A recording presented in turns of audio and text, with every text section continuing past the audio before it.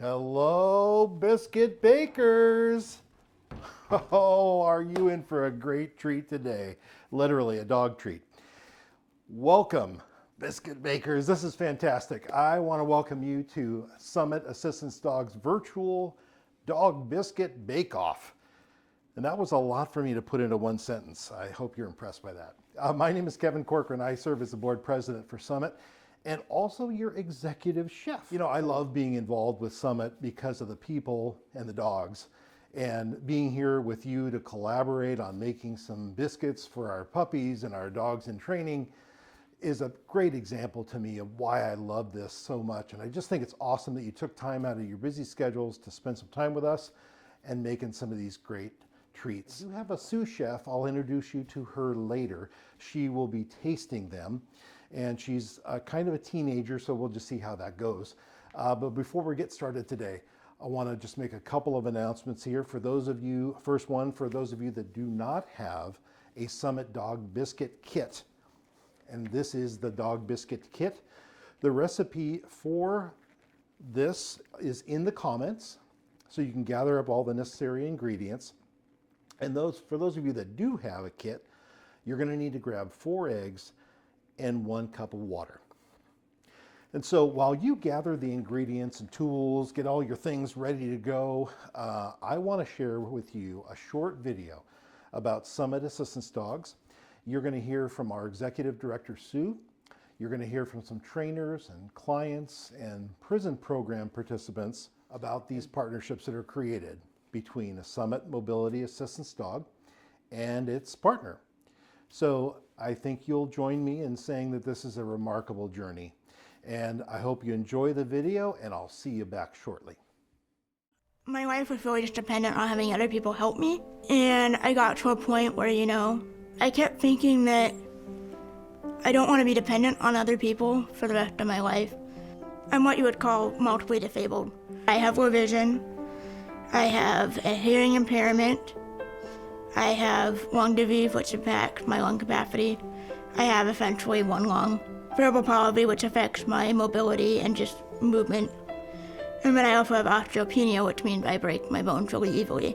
A lot of the help that I needed was more just mundane tasks, picking up stuff that I dropped, being able to open doors, being able to retrieve items out of drawers, and then just not feeling alone. Having Mabel kind of got me to realize that I can be on my own, living on my own. As long as we're together, I think we can do pretty much anything. Summit creates life-changing partnerships, and we do this by training and providing service dogs for people with disabilities. So the national average wait time for a service dog is between 2 and 5 years. There is a great shortage of service dogs, and particularly mobility service dogs.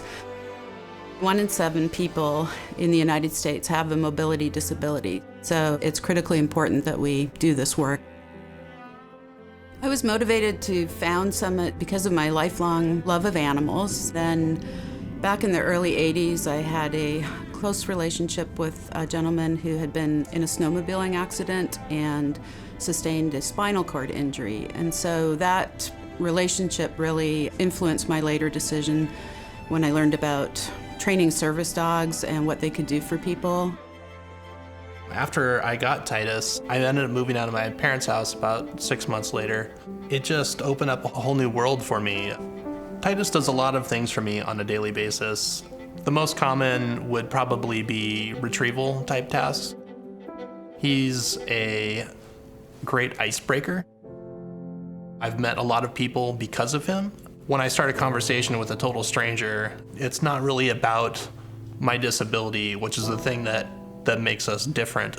It's about Titus, which is something that we can have in common, and that's really a beautiful thing. That we provide our dogs free of charge to our clients. Many of the people that we serve are already struggling with pretty high medical costs, or some of them have loss of employment. So Summit provides lifelong support for all our service dog partnerships. We make sure that they receive all the training, and we even help them into a successor dog. And for our dogs, what it means is when a dog becomes a Summit dog, we make a commitment to them for the life of that dog. The Summit training process is unique in that we use positive reinforcement training to train our dogs. So that means we use whatever motivates our dogs to help them learn the tasks that we would like them to know, and that includes using food, praise, and play in their training. It takes about 2 years to train a service dog, and this is because of all the developmental stages they have to go through. The Summit service dog training cycle starts with puppies from about 8 weeks of age, and this time until about 12 months of age, they're staying with volunteer puppy raisers. We provide puppy raiser classes, so every single week puppy raisers can come in and learn the foundational skills and how to properly socialize their puppies.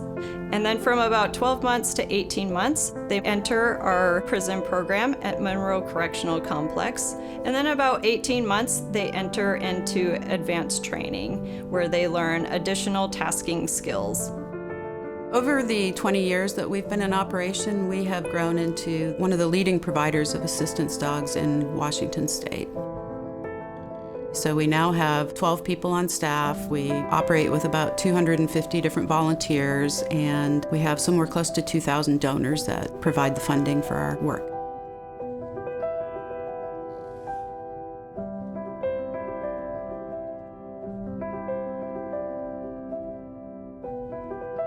We've run a couple of different community service programs, including the prison program, which has been in operation for 10 years. In the prison program, the men attend classes twice a week with a Summit staff member. The dogs stay in the cells with the men 24/7, and the guys get really good at training with each other and with the dog. Just having a dog in the house and feeling more human, it helps us inmates like you would not believe. It's an opportunity for me to give back to society, to give back to the community. It instills life skills in me that I'm going to use on the outside, to be compassionate, to show empathy, and to practice those things, because those things go dormant for us in prison. When these dogs come in, man, they have unconditional love. There's no hate in a dog. There's no evil in a dog. There's no bad in a dog. There's no prejudice in a dog, man, you know? And they come in, excuse me, they come in and they're able to let you open up and use the emotions that you have locked away, you know? And it's good, man, you know?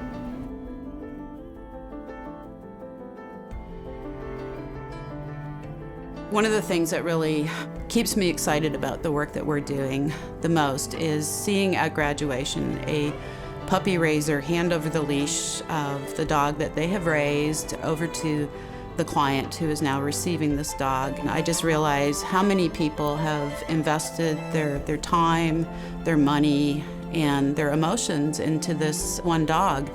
And so it's just an incredible gift that we give as the Summit community to the people who receive these dogs.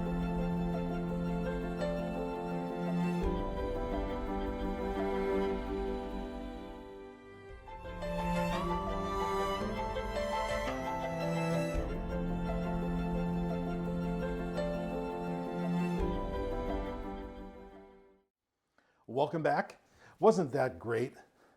You know, it always amazes me that no matter how many times I see those videos, it just reminds me of how impactful the entire Summit mission is to everyone involved.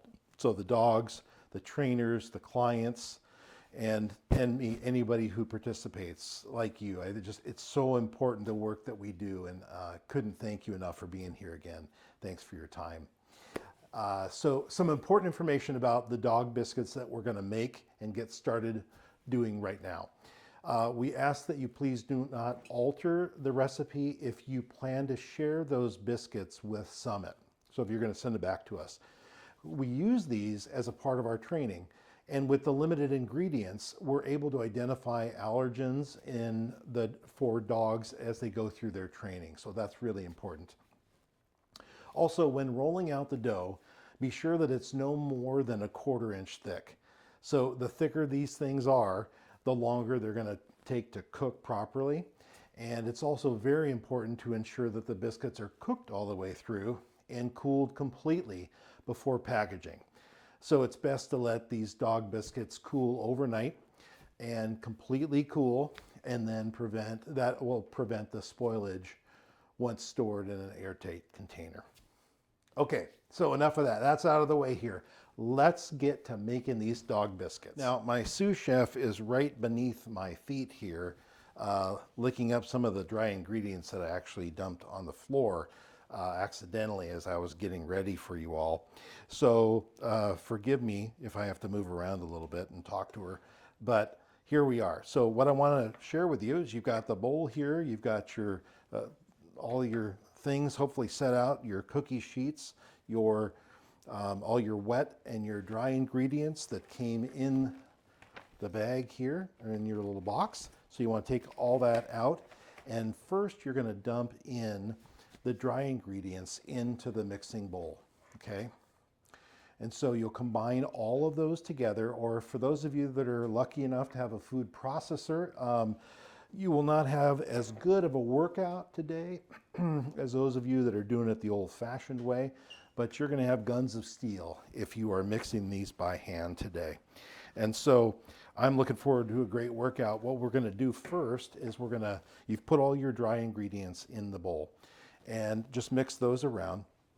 Then what we're going to do is we're going to mix in the wet ingredients, but as you're doing this, also set your oven timer to 325 degrees. So that'll get ready by the time you get done here. And we're going to get started here. We're going to add the eggs.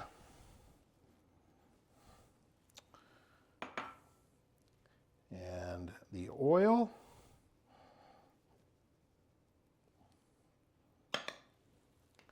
And the water. So remember the 4 and 1 there.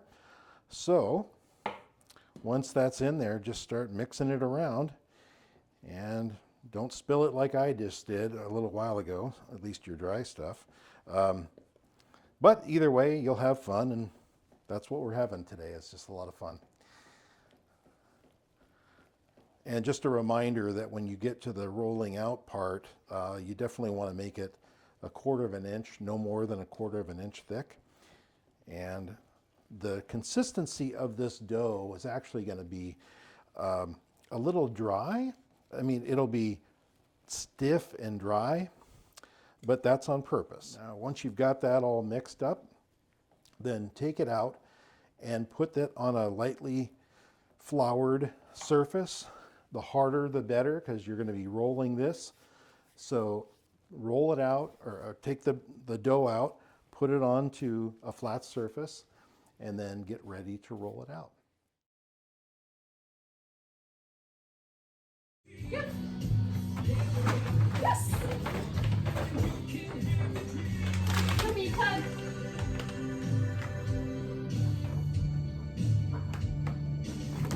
Drop. Good boy. Push. Yes. Good boy. Get it. Paws up. Here. Yes. Off. Good boy. Here. All right, so I wanted to show you as you're going through the process of mixing everything and then getting them ready to roll out. This is what, from my bowl here, this is the consistency of what you're looking for. So it's not too thin, and make sure that all of the ingredients are mixed together really well before you take it out of the bowl and put it onto your flat surface. So then I'm jumping ahead just a little bit just to show you what you're going to be looking for in terms of the consistency and the thickness. So I have the dog bone cookie cutter here. So this is what you're going to look for is about that thickness. Okay, that's just about 1/4 inch. And so make sure that you're rolling the dough out and that it's consistent before you do the cutting. Okay, so then what you're going to do, once you have that all cut out and you've got it on your cookie sheet, this is what they should look like when they go into the oven. Okay, so what we're going to do is put these into our oven. So here we go. And then, because of the power of television, we have some cooked ones that we prepared in advance just to show you how they come out. And these are awesome. So you definitely, again, you want to make sure they cool. These cooled for a little while, but I don't know if you can hear that, but they're really crisp. They're together and rather hard. So don't be worried that they're a little hard. They're supposed to be that way. And then you'll definitely want to cool them down, as I mentioned before. Cool them down, leave them overnight to dry out. And then if you're shipping them back to us, there's some instructions here on the recipe about where you're going to ship them to. On behalf of the Summit team, a lot of people helped put this together. I want to thank them for getting me prepared for this, and my production team. I do want to, I want to show you my sous chef. She's been kind of salivating, waiting for the sampling of the cookies. So we'll do that. All right, as you can see, I've got my sous chef here. Sit down. Here we go. This is Rosie. She is a career change dog from Summit. So she is one of the ones that gets to spread her fibers of love and joy to us. And she was a part of the program, and she's just enjoying living her best life now. So we're actually gonna, you can tell her sniffer is working because she's very, very, very encouraged about the work that's been going on. And she sampled some of the dry ingredients, as I mentioned before, on the floor. So we need to sit. Okay. And we're gonna see what the dog biscuits are like for the doggies.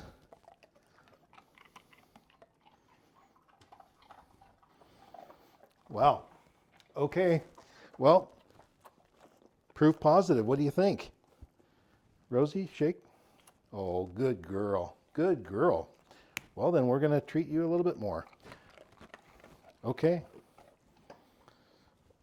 Well, thank you again, everybody. On behalf of my sous chef, Rosie, and all of us at Summit, we want to thank you for helping us out in your kitchen and sending the dog biscuits back to us. And have a great fall. We really appreciate your time today. Thanks. Good.